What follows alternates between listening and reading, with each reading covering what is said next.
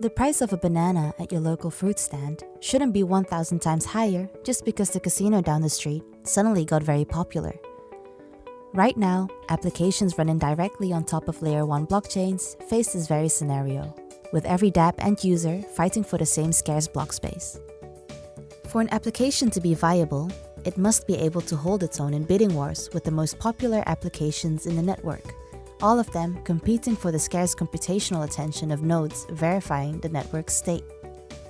Ultimately, if each application and user seeks global consensus for each and every action, the network becomes gentrified and innovation is hindered. With a more modular blockchain design, we finally have the chance to re-evaluate what consensus looks like.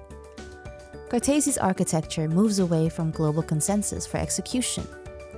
Instead of everyone validating everything, each application or user validates exactly what they care about. By embracing application-specific consensus, we can explore wider design spaces for a new generation of decentralized applications.